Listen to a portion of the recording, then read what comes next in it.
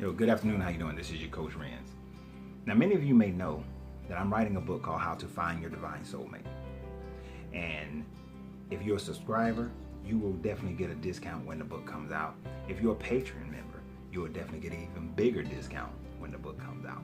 But I want to thank all my patrons and I want to thank all my subscribers. And when we hit 3,000 subscribers, there will be another giveaway that we'll have. But you ever look at yourself and realize and think about the fact that you're not who you desire to be? See, as I write this book, How to Find My Divine SoulMate, I'm going through portions of study and information that's reminding me of who I've always been, who I've allowed to be submerged, and then those things rear themselves back up. As the water drops, I begin to realize and see the parts of myself that I let submerge underneath society and conditioning and relationships that I've had in the past. So I'm writing a part right now that I want to share with you guys. The portion that I'm writing right now, it deals with the 7 Hermetic Laws. How these 7 Hermetic Laws work within a relationship situation. Currently, today I wrote about the law of vibration, the law of polarity, and the law of rhythm. And in writing about those 3 laws, because they work so well together, and just to give you a basic understanding, the law of vibration says that everything vibrates, everything moves, and the frequency that you vibrate at and the rate of vibration determines where you fall along the pole, the polarity. Your polarity, the law of polarity, is basically that all things have duality and all things are the same. Where there's extreme love, there's extreme hate, but it's all the same thing. It just depends upon where you vibrate on the pole and changing your frequency to move yourself up the pole. And of course, the law of rhythm says that you swing like a pendulum. You swing from this end of love to that end of hate. Depending upon how big the swing to the right is as big as the swing to the left. But then there's a law called the law of neutralization that is within the law of rhythm. And that's what I was writing about today. I was writing about those things today. And as I'm writing about them, they reminded me of some aspects about myself when I was a little bit younger. It reminds me about those things that I still find within myself that I desire and look for. You see, as much as we talk about everything else on this channel, Coach Renz is a romantic. Coach Renz loved to dance with his lady. I'd rather dance on a slow song with my lady than hang out watching sports with friends, with dudes. But to take that any day of the week, I'd rather be henpecked than be out with the boys any day of the week. Spending time with my lady is way more important than spending time with some guys. I'd rather sit with my woman cuddled up under me, or I'm lying on her lap watching a movie, than going out drinking with the boys. It's just not my thing. It's just not my thing. You know, I like watching romantic comedies and romantic movies and things like that. A lot of guys won't admit it, but I really don't care because I'm not spending my life with a bunch of dudes anyway. But as I'm writing this aspect of the book, many of you are in different types of relationships. And most of the time you find yourself in a relationship that's just kind of swinging in the middle. Not too much love, but not too much hate. That way, as the relationship goes, it's easy for you to just kind of stay in there and not really worry about, is it too much, not really worry about if you're missing anything, or not really worry about how it's going to end. Those who live very passionate love lives, if it all swings to the left, can fall into deep depressions. And many people look at those people and say they're crazy. They were so passionate, they're so passionately in love, but now they're so crazy, they busting cars and stabbing people and doing all kind of crazy stuff. But you knew she was crazy back then, you knew he was crazy back then. But when they was in love, when they was having that passion, they enjoyed it. But there's a way. The law of neutralization says that when you get to that high state of passion, that you can maintain it, you can keep it. But most people are too afraid to go there, so they stay in the middle. Small swings, not too much love so that you don't have too much hate. So that you only have, I like you a lot, I dislike you a lot. Not, I am extremely in love with you, I am extremely in hatred towards you. And most people don't do that swing. It can be dangerous to yourself, it can be dangerous to the other person. But what the law of neutralization teaches is that you can stay to one side. You normally will stay to one side or the other. You normally will stay within a certain limit of your swing.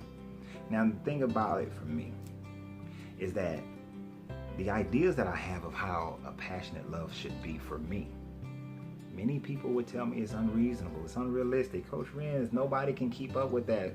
You have to go to work. You can't just be around all lovey-dovey with each other all day. You can't come home and expect big kisses and hugs, and you can't expect to dance every night. You can't expect to make love every night. You can't expect to take walks and hold hands. You can't expect that when you're sitting there just watching TV that your mate is hugged up, loved up all over you. You can't expect to be sitting there working and your mate comes around you and hugs you and holds on to you just because you're there. You can't expect them to always send you loving messages and things like that all day. You can't expect them to set the night up, on a regular. Not that, oh, here's our anniversary, let's do something special. Here's our wedding, let's do something special. Here's your birthday, let's do something special. That it's just Tuesday, and this is just our norm. You can't expect all that to be just your norm. But what's funny is that many of you right now are saying, oh, that'd be so nice. Ooh, that's what I want. That's what I want to have in my life. You listen to all the songs all day. You hear that song and it just puts you in the mood, and you imagine yourself living in the video, and that's what you want to have in your life. But the problem is, once you get that person, once you have that person, for some reason, you just won't do it. You just won't do it. You won't live the life. You won't live the fantasy that you have, and it remains a fantasy. It remains a fantasy simply because it's not really what you want, or you just don't want to do the work necessary. You see, to me, that fantasy has a possibility of reality. And if I can't have that reality, then I don't want the fantasy. I don't want to live the dream. Living the dream, having it in your mind, seeing it, it's really something that gives you pain on a daily basis unless you can have it. And striving to get it doesn't always work out that way. I have a very, very good friend. Took him quite a few marriages before he got there. But guess what? He got there. For his and her level, they're there. So I applaud him for doing it. The question is, can you do it? Can you do it? If you can, then you have to start remaking yourself right now into the person that you desire to be. If you desire to be the romantic person, then you have to start being it now. Whether you have a mate or not, start being it now. Start setting up your life now. Start dressing the way that you know that person would dress now. Start acting the way that person would act now. Start taking care of your house and your body and your car and your job and whatever it is in the way that person would now. Simplify your life so that you can be that person. Most people's lives are so overwhelming that they don't have time. They're so stressed out that they don't take time, and they don't feel like doing it. You don't feel like doing the thing that'll bring you so much joy, but yet you'll continue to do the things that don't bring you that joy. Simplify your life. The way that you neutralize is to simplify so that you can have the time, the effort, the energy, to have the focus to see when things are starting to swing a little bit to the left, you need to get back to what you did to get to the right. If you did all that romantic stuff, if you did all that dancing and loving, you did those picnics, you did those walks, you did all those things that you were doing to get to that high level of romance, that high level of passion, and the moment you see it start swinging to the left, that's how you neutralize. You recognize it immediately, and you get back to doing what's necessary to keep it to the right. That's how we neutralize. That's how the masters do it. Only the fools let it swing back to the left. Only those who want that high swing of pain and that high swing back to the right allows for that to happen. So I just wanted to share that with you guys. And if you enjoyed that, then I know you're going to enjoy the book. That's just a small piece of the book, How to Find Your Divine Soulmate. It gets much deeper. It goes through the Hermetic Laws. It goes through the chakras. It goes through so many different things, so many different ancient wisdom and teaching, as well as the modern thought process in order to get you to attract your divine soulmate. But not only attract them, but keep them, maintain them. When you get your soulmate, that doesn't mean the work is over. That doesn't mean that you stop paying attention. That doesn't mean it just flows naturally and easily. That means that you have them. Now it's your job to keep them. And what are you willing to do to keep that person that brings you elation in your life?